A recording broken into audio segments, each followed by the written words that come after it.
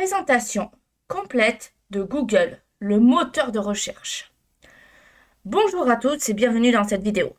Aujourd'hui, nous allons découvrir ensemble Google, le moteur de recherche le plus utilisé au monde. Si vous débutez en informatique, que vous avez par exemple plus de 50 ans ou que vous êtes totalement débutant, que vous avez des difficultés et que vous voulez simplement comprendre comment fonctionne Internet, cette vidéo est faite pour vous. Je vais tout vous expliquer en détail, comme si nous étions assis côte à côte devant l'ordinateur. Nous verrons ce qu'est Google et à quoi ça sert. Comment reconnaître la vraie page de Google pour éviter les arnaques. Comment utiliser la page d'accueil et ses différentes options, les icônes et fonctionnalités cachées que vous ne connaissez peut-être pas. Comment faire une recherche efficace et trouver ce que vous voulez. Prenez votre temps. N'hésitez pas à mettre la vidéo en pause. Si vous avez besoin de réfléchir ou de prendre des notes. Et surtout, posez-moi vos questions en commentaire. Je répondrai à tout le monde. Dans la première partie, on va voir ce qu'est Google. Google, c'est quoi? Google, c'est avant tout un moteur de recherche. Imaginez une immense bibliothèque où, au lieu de chercher un livre parmi des millions d'étagères, sans savoir comment c'est rangé, est-ce par ordre alphabétique, est-ce par classement avec un catalogue, etc., vous tapez simplement quelques mots. Et Google vous trouve toutes les informations qui existent sur Internet en moins d'une seconde. Un exemple concret, si vous voulez savoir quelle est la meilleure recette de tarte aux pommes, vous tapez cette question dans Google et il vous propose des dizaines de sites avec des recettes, des vidéos, des conseils. Autre exemple, si vous cherchez pharmacie de garde près de chez moi, Google va vous afficher les pharmacies ouvertes autour de vous avec leurs horaires. Google n'est pas un site comme les autres. C'est la porte d'entrée vers Internet. Sans lui, il serait très difficile de trouver des informations rapidement. On va faire un petit historique en cherchant qui a créé Google. Google a été créé en 1998 par deux étudiants américains, Larry Page et Sergey Brin, dans un garage.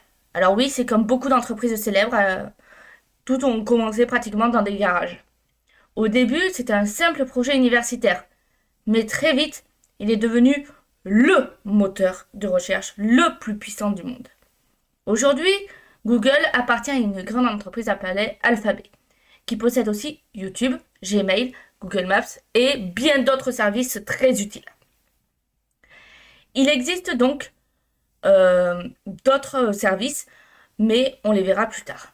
Alors, la question qu'on peut se poser maintenant, c'est pourquoi Google et pas un autre moteur de recherche? Il existe d'autres moteurs de recherche, vous vous en doutez. Il y a Bing, Yahoo, Qwant, Ecosia et bien d'autres. Mais Google est le plus utilisé pour plusieurs raisons. Il est très rapide. Les résultats s'affichent en moins d'une seconde. Il est précis. Il comprend même les questions mal formulées. Il est simple. La page d'accueil, comme on peut le voir à l'écran, est épurée, sans trop de distractions. Il est partout, sur ordinateur, téléphone, tablette. Mais attention, Google n'est pas parfait.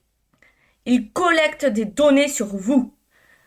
Nous verrons plus tard comment limiter cela. Parfois, il affiche des publicités en premier. Il faut apprendre à les reconnaître. Maintenant, dans la deuxième partie, on va voir comment reconnaître la vraie page Google. C'est vraiment très important, donc écoutez bien. Pourquoi faut-il faire attention? Sur Internet, il existe des sites malveillants qui imitent Google pour voler vos informations, des mots de passe, des numéros de carte bancaire, vous faire cliquer sur des publicités trompeuses, installer des virus sur votre ordinateur. C'est pourquoi il faut toujours vérifier que vous êtes bien sur le vrai Google. Comment reconnaître la vraie page Google? Il y a plusieurs signes. On peut en noter 5 qui ne trompent pas. Tout d'abord, en haut, l'adresse du site URL doit être https://www.google.com. Ça, c'est pour la version internationale. Si vous voulez la version française, c'est https://www.google.fr. Mais attention aux fautes d'orthographe. On peut avoir google.com. Là, on peut voir qu'il y a trop de O. Quand il y en a 3, 4, 5, c'est beaucoup trop. Il en faut que 2. google.com. Là, par contre, il manque un O. Google-search.com. Là, on ajoute un mot. On pourrait penser que c'est logique parce que c'est un moteur de recherche, mais pas du tout. C'est juste Google. Donc, ne vous faites pas avoir. Astuce. Si vous n'êtes pas sûr, tapez toujours en haut google.com directement dans la barre d'adresse, dans le navigateur. Alors là, je suis sur Chromium, mais si vous êtes sur Mozilla, ça fonctionne exactement pareil. Ensuite, on a le cadenas. Alors moi, il ne s'affiche pas, mais il serait ici. Donc, c'est un cadenas vert dans la barre d'adresse. À gauche de l'adresse, vous devez avoir un petit cadenas qui est fermé. Et le mot sécurisé ou connexion sécurisée. Je vous laisse essayer de le trouver sur votre propre navigateur. Donc, ça signifie quoi? Ça signifie que le site est protégé et que vos données sont chiffrées. Si le cadenas est ouvert ou barré, quittez immédiatement la page. La page d'accueil est très simple. Le vrai Google a un logo coloré, comme on peut le voir à l'écran, avec les lettres Google en bleu, rouge, jaune et vert. Une barre de recherche blanche au milieu, juste ici. 2 boutons en dessous. Recherche Google et j'ai de la chance. Ou je veux des étoiles, etc. qui bougent à chaque fois. Aucune publicité intrusive. Pas de pop-up qui s'ouvre, pas de message du type votre ordinateur est infecté, etc. Si la page est remplie de publicités, de couleurs criardes ou de messages alarmistes, c'est une arnaque. Quittez immédiatement et relancez comme je vous ai expliqué en retapant en haut google.com. Le plus simple, vous fermez le navigateur ici ou l'onglet et vous recommencez. Les liens en bas de page. Sur la vraie page Google, en bas, vous trouvez publicité, entreprise, comment fonctionne la recherche Google, signaler un contenu inapproprié, info consommateur, confidentialité, conditions, paramètres. Si ces liens n'existent pas ou mènent vers des pages bizarres, attention, méfiance. Pas de demande de mot de passe ou d'informations personnelles. Alors, Google ne vous demandera jamais votre mot de passe bancaire, votre numéro de sécurité sociale, d'installer un logiciel pour accélérer votre ordinateur. Si une fenêtre s'ouvre pour vous demander ces informations, vous fermez tout encore et vous redémarrez votre ordinateur. Que faire si vous n'êtes pas sûr? Tout d'abord, on ferme la page. On clique sur la croix en haut à droite, juste ici. Vous avez la même. Ou alors, on ferme l'onglet, juste là. On ouvre une nouvelle fenêtre et on tape google.com manuellement, comme je l'ai dit ici. On vérifie les signes que j'ai montrés précédemment. Si vous avez un doute, demandez à un proche ou à un professionnel avant de cliquer sur quoi que ce soit. Maintenant, on va parler un peu plus de la page d'accueil de Google. Maintenant que vous savez reconnaître la vraie page d'accueil de Google, on va décortiquer ensemble sa page d'accueil. On a tout d'abord le logo Google. Donc, au milieu, ici, vous voyez le logo Google avec ses lettres colorées. G en bleu, O en rouge, O en jaune, G à nouveau en bleu, L en vert et E en rouge. Donc, saviez-vous que ce logo change parfois? Pour les fêtes de Noël, Pâques, les lettres sont décorées. Ensuite, il faut savoir que pour les événements importants, tels que les Jeux Olympiques, élections, il y a des doodles, des dessins animés interactifs. La barre de recherche, juste en dessous du logo, il y a une barre blanche. C'est là que vous allez taper vos questions. Donc, comment bien l'utiliser? Tout d'abord, il faut cliquer dedans. C'est-à-dire, on passe la souris dedans et le curseur doit clignoter. Alors, il faut aussi savoir que c'est un clic gauche. On tape ce qu'on veut chercher, par exemple, météo Paris de demain. Et on appuie sur la touche Entrée du clavier ou sur le bouton Rechercher Google. On ne tape jamais d'informations personnelles, mot de passe, numéro de carte bancaire, dans cette barre. Les petits icônes dans la barre de recherche. À droite de la barre, vous voyez des icônes. D'abord, on a donc ici la recherche vocale. Si on clique dessus, on peut parler à Google au lieu de taper. C'est pratique sur téléphone. On a l'appareil photo. Sur un mobile, ça permet de rechercher avec une photo, par exemple. On prend une photo d'une plante pour savoir son nom. On a aussi la petite loupe à gauche. C'est la même chose que le bouton Recherche Google. Les deux boutons sous la barre. En dessous de la barre, il y a deux boutons. Recherche Google, donc c'est le bouton principal pour lancer la recherche. J'ai de la chance, si vous cliquez dessus, Google vous envoie directement sur le premier résultat sans vous afficher la liste. Exemple, vous tapez Facebook, F-A-C-E-B-O-O-K, et cliquez sur J'ai de la chance, vous arriverez directement sur Facebook. Attention, utilisez seulement si vous êtes sûr du site que vous cherchez. Alors, les liens en haut à droite. Alors, moi je suis connectée, mais voilà. En haut à droite de l'écran, vous voyez Gmail, ici, Images. Donc, Gmail, c'est la boîte mail de Google. Images pour chercher des photos. Les petits points qu'on voit là, c'est le menu Google, où on trouve tous les services, YouTube, Maps, Drive. Donc, je l'ouvre pour vous montrer. Comme on peut le voir, il y en a plein. Donc, ça sera une autre vidéo là-dessus. Ensuite, on a les notifications. Si on a un compte Google, on peut voir des alertes, la lettre ou la photo de profil si on est connecté à un compte Google. Donc, moi, ici, comme on peut le voir, je suis connecté. Donc, on verra ces services plus tard, comme je l'ai dit, dans d'autres vidéos. Là, c'est pas le sujet. Ensuite, on a les liens en bas de page. Comme j'ai dit, donc, on a des liens qui sont quand même importants, tout à fait en bas. Donc, déjà, on a le fait de savoir quel pays on est. Donc, nous, c'est la France. On a publicité, pour comprendre comment Google gagne de l'argent. Ensuite, on a entreprise, ici, pour en savoir plus sur Google. Comment fonctionne la recherche Google? C'est un guide très utile. Confidentialité et conditions, les règles d'utilisation, paramètres, pour personnaliser Google. On verra ça plus tard. Ensuite, les petits détails qui changent selon les jours. Parfois, Google ajoute des éléments temporaires. Un petit message, par exemple, notre 3e décennie d'action pour le climat. Un doodle interactif, exemple, un jeu pour les 50 ans de Pac-Man. C'est normal, pas d'inquiétude.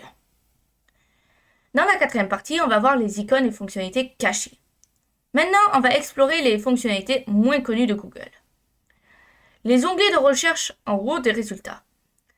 Donc, quand on fait une recherche Google, ça vous propose plusieurs onglets en haut. Donc, je vais écrire une recherche. Par exemple, je vais faire une recherche sur les chats. Voilà.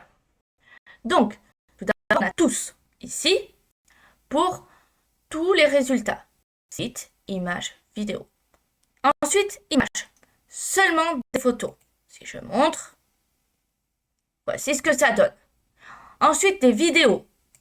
Donc c'est des vidéos YouTube et autres, comme on peut le voir. On a ensuite les actualités, donc les articles de journaux. On a donc, si on clique ici, sur plus, donc on a finance. Si on clique sur outils, on peut voir d'autres choses. Alors là, c'est pas le cas, mais on peut, donc je retourne ici, on peut avoir shopping pour des produits à acheter. On peut avoir maps pour des cartes et adresses. Plus, comme j'ai dit, c'est d'autres options, donc livres, vol, finance, etc. Par exemple, si on fait une recherche, donc je vais refaire notre recherche, recette tarte aux pommes. On clique sur images pour voir des photos de tartes. Alors, comme on le voit, c'est amené à bouger les petits onglets ici. Au départ, quand on a fait chat, l'image était entre tous et vidéo. Là, ça a rajouté vidéo courte et l'image est passée derrière vidéo. Les outils de recherche avancés. Donc, à droite de la barre de recherche, on a un bouton outils qui permet de filtrer par date. Par exemple, actualité des 24 dernières heures. Donc, ici. On a, donc, si je mets moins de 24 heures, voilà. On a l'exemple, donc le fait de filtrer par pays. Donc, résultat seulement en français. On a le fait aussi de filtrer par type de site. Par exemple, seulement les sites gouvernementaux. Si on cherche loi de retraite 2024, par exemple,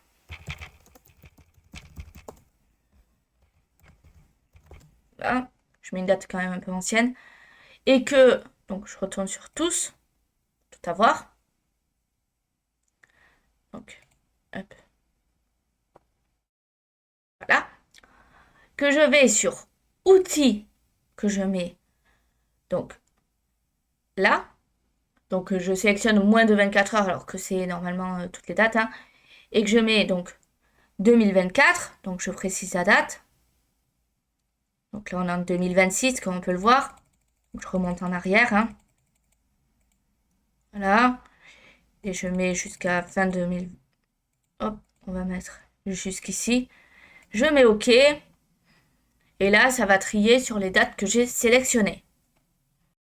Maintenant, on a la recherche vocale. Si on a un micro, donc sur téléphone ou ordinateur, on peut cliquer sur l'icône parler ici. On peut parler au lieu de taper la recherche. Par exemple, quel temps fera-t-il demain à Lyon? Google vous répondra à l'oral et affichera les résultats. Alors, attention, ça ne marche pas toujours parfaitement, surtout avec les accents. Mais c'est quand même très pratique. Donc là, je ne vais pas faire de démonstration parce que j'ai pas de micro de bonne qualité pour faire ça. Mais testez-le depuis chez vous. On a la recherche par image. Donc, sur image avec un S, donc ici, image.google.com, comme ceci. Voilà, comme on peut le voir, on est sur Google Images. On peut donc maintenant glisser, déposer une photo dans la barre de recherche. Google va nous dire ce qu'il y a sur la photo. Par exemple, une plante, un monument. Donc, si vous avez donc une photo de chien et que vous voulez savoir sa race, faites-le et Google Images vous donnera la réponse. Les calculs et conversions. Google peut faire des calculs et des conversions directement dans la barre de recherche. Je vais donc retourner sur google.com. Comme ceci. Et là, je vais taper, par exemple, 5 fois 2, pour simplifier. Et là, on peut voir que Google affiche 10. Donc, si je mets, par exemple, aussi, donc, 10 euros en dollars, on peut voir que ça fait 11,79 $. Ça donne aussi le taux. Tapez heure New York, Google va afficher l'heure actuelle de New York. Les jeux et Easter eggs, donc des petits secrets. Google cache des jeux et surprises si vous tapez certains mots. Donc, Atari Breakout, dans Google Images, un jeu de casse-briques apparaît. Zergosh, des petits hauts, attaquent votre écran, vous devez cliquer dessus pour les détruire. Do a barrel roll, la page fait un tour sur elle-même. Alors, c'est juste pour s'amuser, c'est bon à savoir, ça peut détendre. Maintenant, on va voir comment bien utiliser Google. Comment bien formuler sa recherche. Google est intelligent, mais plus votre question est précise, meilleurs quand même sont les résultats. Une mauvaise recherche, ça peut être bon restaurant. Une bonne recherche, meilleur restaurant italien à Bordeaux, ouvert le dimanche. Une mauvaise recherche, météo. Une bonne recherche, météo Toulouse demain matin. Astuce. Pour des recherches efficaces, utilisez les mots-clés précis. Recette, tarte aux pommes, facile, au lieu de recette dessert. Mettez des guillemets, ça on le reverra plus tard, pour chercher une phrase exacte. Ajoutez des mots comme débutant, tutoriel, guide, si vous cherchez un mode d'emploi. Comment reconnaître les publicités? Google affiche parfois des résultats sponsorisés, des publicités, en haut de la page. Comment les reconnaître? Alors, on va refaire notre recherche sur les chats, comme ceci. Voilà. Donc là, il n'y en a pas. On fait site de... Hop. Voilà, on va mettre ça. Site de rencontre gratuit. Voilà. Donc, normalement, il y a une petite... il y a un mot qui est annonce à côté, ou publicité en vert ou en gris. Ils sont en haut de la page avec les vrais résultats. Par exemple, si on veut acheter une machine à laver. Bon, c'est un très bon exemple. On va faire ça. Ça sera plus clair. Comme d'avoir un exemple concret. Machine à laver. Voilà. Donc, les 2-3 premiers résultats sont des publicités. Voilà. En général. Ensuite, on peut ne pas en avoir, mais c'est souvent le cas. On ne clique pas dessus par erreur. On se demande un peu pour voir les vrais résultats, donc on peut descendre plus bas et voir tout ce qu'il y a. Comment vérifier si l'information est fiable? Sur Internet, tout le monde peut écrire n'importe quoi. On peut vérifier une info. On regarde la source. Un site connu, Le Monde, le service public, Wikipédia, est plus fiable qu'un blog inconnu. Croisez les informations. Si 3 sites différents disent la même chose, c'est probablement vrai. Vérifiez la date. Une info de 2010 peut être dépassée. Méfiez-vous des titres racoleurs. Vous ne devinerez jamais ce qui s'est passé. Exemple, si vous cherchez remède miracle contre le rhume, méfiez-vous des sites qui vendent des produits douteux. Comment limiter le suivi de Google? Google enregistre tout ce que vous cherchez pour vous proposer des publicités ciblées. Si vous voulez plus de confidentialité, utilisez le mode navigation privée. CTRL plus Maj plus N sur Chrome. Désactivez l'historique des recherches. On peut aller sur myactivity.google.com et cliquer sur supprimer l'activité par. Utilisez un autre moteur de recherche comme DuckDuckGo qui ne vous suit pas. Alors, questions fréquentes et problèmes courants. Partie 6. Je n'arrive pas à aller sur Google. Que faire? Si Google ne s'affiche pas, tout d'abord vérifiez votre connexion Internet. Essayez d'ouvrir un autre site. Tapez google.com directement dans la barre d'adresse, pas dans la barre de recherche d'un autre site. Redémarrez votre ordinateur ou votre box Internet. Essayez un autre navigateur. Chrome, Firefox, Edge, bien que je ne vous recommande pas trop Edge. Google me propose toujours des résultats en anglais. Comment changer?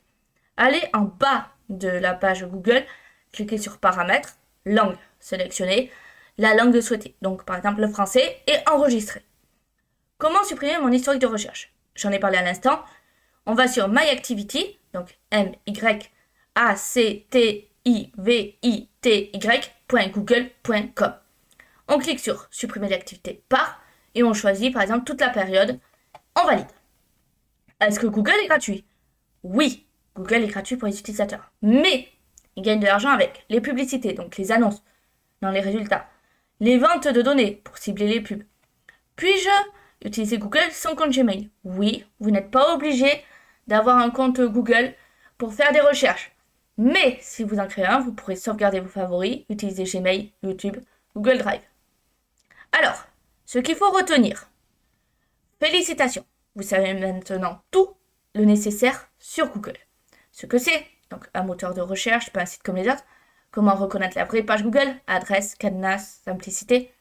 Comment utiliser la page d'accueil, barre de recherche, bouton, lien.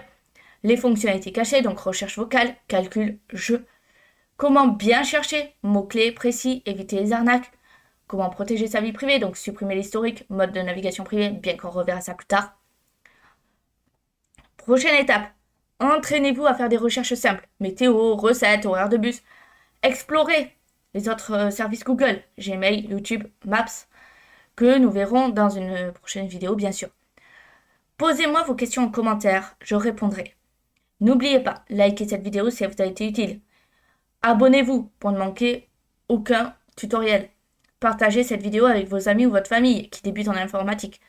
Merci d'avoir suivi cette formation complète. À très bientôt pour de nouvelles découvertes numériques. Et avant de vous quitter, je précise que je ne suis pas payée pour les recherches que j'ai effectuées.